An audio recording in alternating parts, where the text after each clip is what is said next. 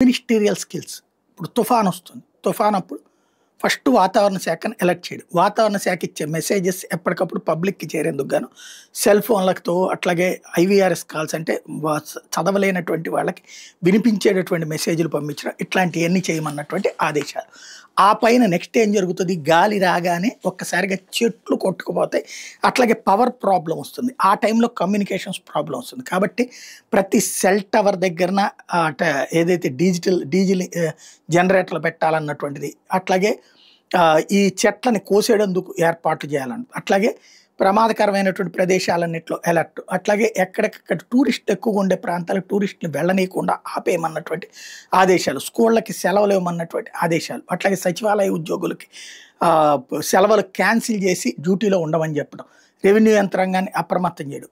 ఇది వరుసగా చేసుకొచ్చేటటువంటి చర్యలు. సహజంగా ఏ ప్రభుత్వమైనా అదే చేస్తుంది. కాకపోతే జగన్ ప్రభుత్వం ఉన్నప్పుడు జగన్ రివ్యూ చేశాడన్నటువంటి ఒక పాయింట్ ఉంటుంది. ఒకసారి రివ్యూ చేశాడన్నటువంటి పాయింట్.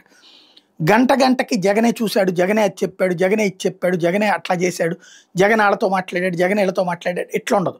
అవన్నీ కింద అధికార యంత్రాంగం చేసేస్తుంది. జగన్ ఒకసారి మాట్లాడతాడు, ఆ తర్వాత ఫాలో అప్లు పరిహారాలు ఏంటి అది కూడా జగన్ మాట్లాడతాడు.